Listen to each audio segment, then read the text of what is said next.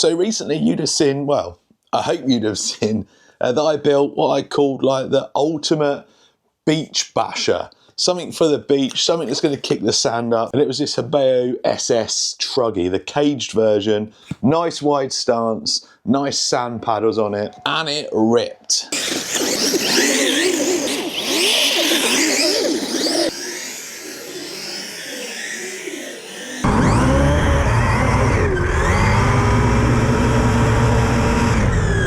Now the cost of that to build from scratch, well, when I say from scratch, from a roller, was about UK price £650, £700, which is around $800. Today's video, I want to build one for half the price. Now, if you want a real budget one, I think I might have done a video with this. With some cheap sand paddles, real budget, real good fun. But for this video, I want to chop that in half so you can get some really good cheap options for the beach. But if you want something a little bit bigger, we're going for this. Now this is the FTX Crossbow. It's a 1/10 scale, I think they're calling it like a monster truggy. And it's perfect for this because it's low slung. It's nice and wide, and with a few little budget tweaks, I think it's going to do really well. So FTX is a UK brand. You can get this under some different names, and I'll put links in the description. But FTX is the brand we use in the UK, and you can pick this up for about, I've seen it as cheap as like £245, which is just over $300, I think. So it sits down in that lower price point. Out the box, the steering's pretty bad. There's 4 different versions. You've got the Crossbow, the Ram Raider, the Apache, and the oh, I can't see it, Rockatan. Look at the state of that. I'm preserving it. It's about 2 years that's been like that. Ram Raider is there. I think I sold my Apache. Yeah, I did. But all the same platform. It does about 35 mile an hour, which is fine for, you know, if you're a beginner or for kids and stuff. And it's not the slowest thing out there in that kind of price point. But we're going to make it faster. We're going to try and fix that steering. I took it to a dirt track, perfect place for it, and they're good fun. The only other thing that I sort of picked up was that the throttle, it wasn't, I don't know if it's a delay, it was just a bit sluggish. So because of that delay, when you started jumping and stuff to try and keep it stable in the air, you had to kind of predict when you wanted that throttle and do it just before. But we're also going to sort that out in this video. We're going to make this the ultimate mid-range, cheap, affordable beach basher. Now the first thing we're going to talk about is what tyres or what wheels and tyres we're going to use.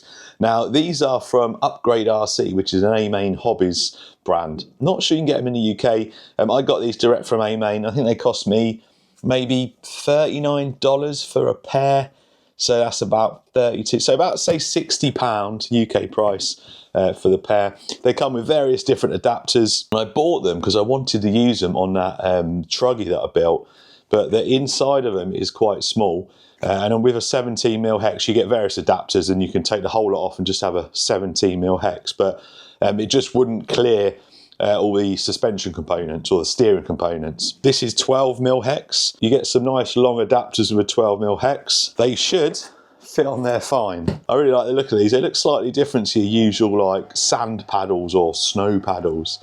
So yeah, it's going to be good fun to try these out because I've not tried them yet. Now the motor combo we're using is this Rocket or this Surplus Hobby. I think this one's a Rocket one, yeah. They come under a couple of different names. I think Surplus Hobby is one of them. This is a Rocket combo. Oh no, it does, look. It is Surplus Hobby. This is a 4,500 kV motor. The one in it's quite low. I think it's 2,500 kV.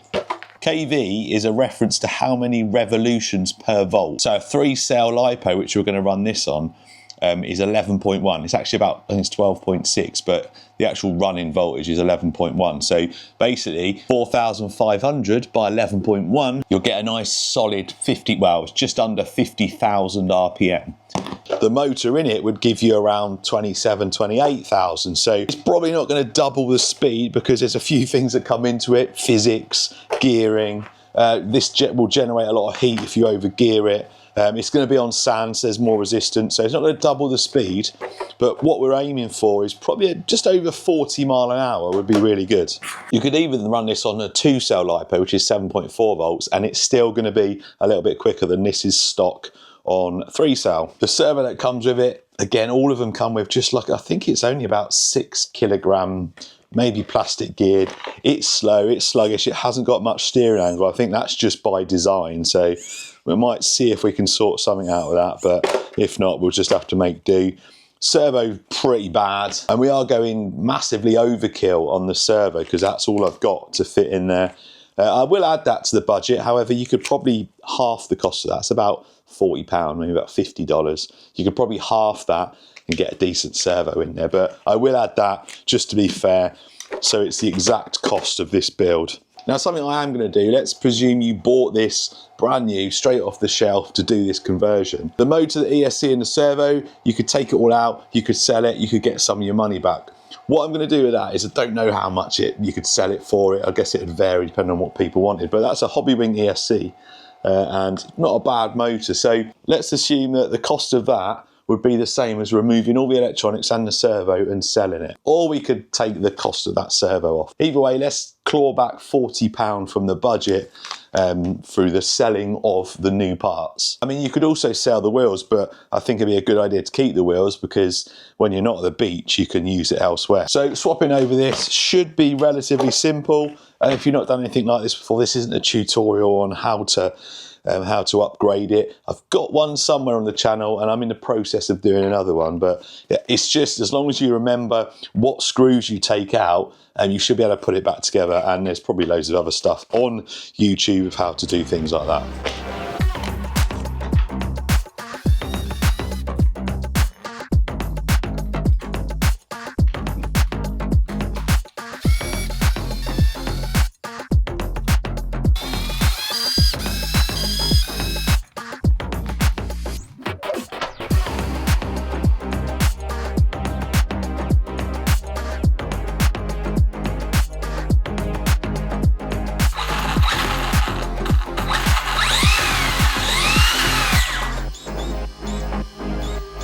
So all set up, the steering servo has actually made it way better. I don't know whether we got much more angle on it, but it's way quicker. The manual tells you to turn that and it will adjust the dual rate, but it doesn't. However, if you press the bind button 3 times and then you do it, now you can adjust that dual rate. Anyway, watch this wheel speed. This is on 3S. I need to lift it up actually.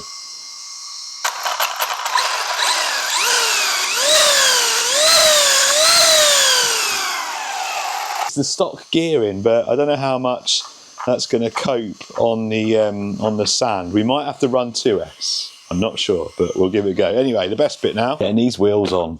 Oh, look at that stance. Oh yeah, look at that. Something about paddles, isn't there? They just make something look even more angry. I might tweak the camber and the toe. It looks looks awesome. Let's hope it drives as well as it looks. It's a beautiful day at the beach. The tide is coming in. I've got this on 2S at the moment and instantly I think we need to switch to 3. Although it's looking up all right, it's just a bit sluggish. Before we switch to 3 though, I am going to give it a quick speed run.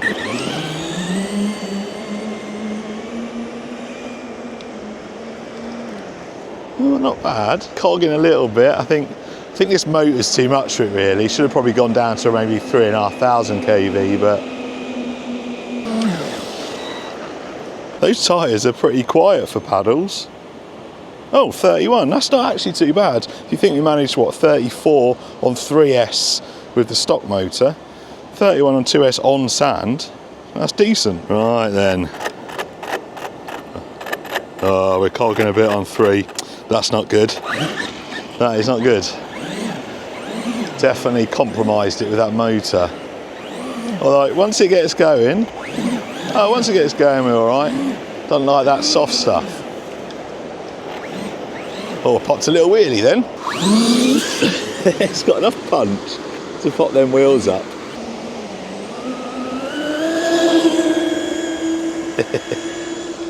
Probably can't see much because of the sun, but this is hooning. It is hooning. Right, anyway, I need to save some battery to run it properly because I only brought one. Huh, what's happened? We lost signal? Wonder if it's gone into like a overload. Nope, not hot at all. I put a fan on it just to try and keep temps down, but it's not hot. 45. That's good.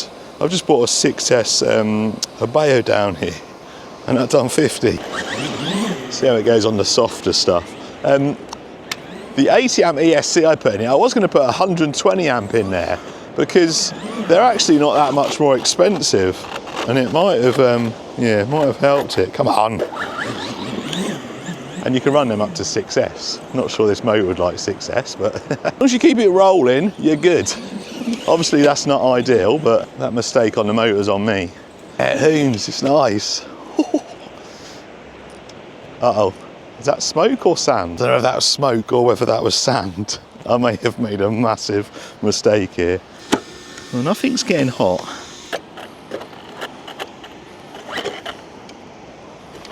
Nah, I've messed up. Oh, man. It's the ESC. I can feel that it's actually pretty hot. Oh, and now it won't switch on. No. Right, it's been a few weeks. We are back. Better motor. Better ESC. So hopefully this will be a little bit more successful than the last trip here. We'll talk about the ESC and the motor in a minute, but I just want to see how fast it is now. We've lost about 10,000 RPM, but I don't think it's any slower. Right.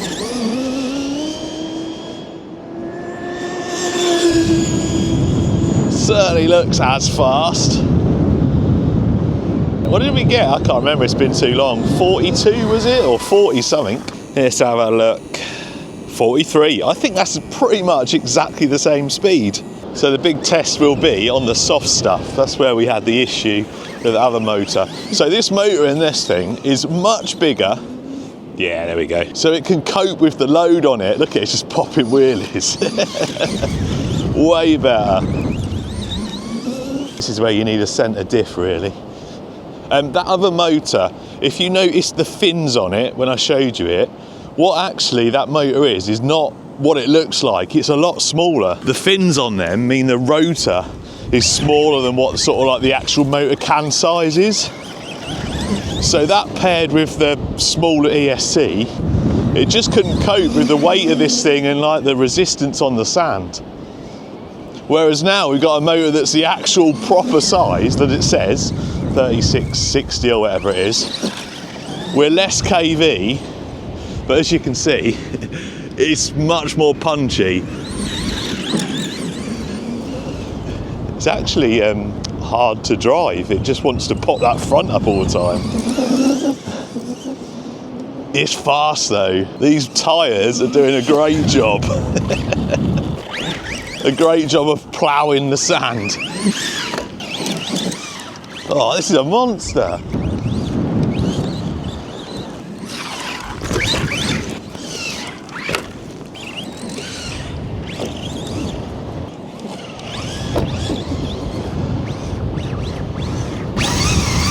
Uh-oh. Broke the end of the dog bone off. It's the first time it's happened on this for me. I've seen other people breaking them, but it's the first one on the crossbow. Damn it. So I think we managed the goal of building a budget sand basher that was half the cost of the last one. However, we were let down by the drive shaft. But don't panic.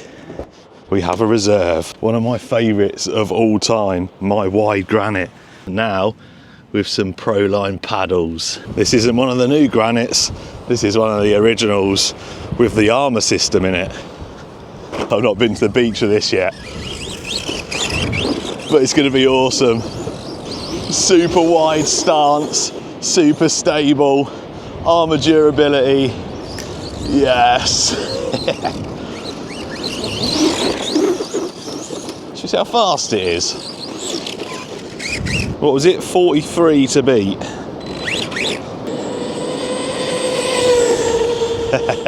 I love how it dips down at the back. I think we've beaten it, you know. That looks faster than 43 to me. Look how stable it is, look. It just will not roll. Let's have a look. 40, oh, 42, come on.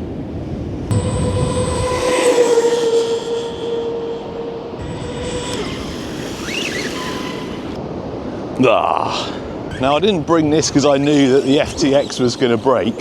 I bought it because I just love driving stuff on the sand and at the beach. Just so happens that we got to play with it a little bit sooner than I thought.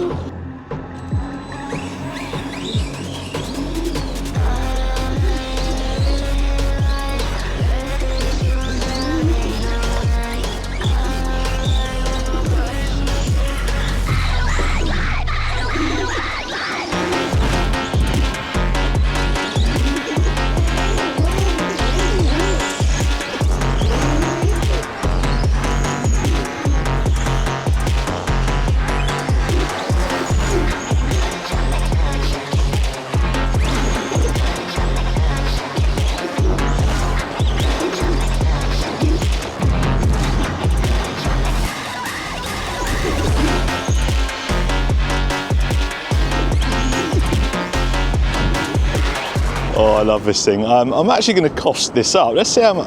LVC. I was just about to do one last jump. I will cost this up.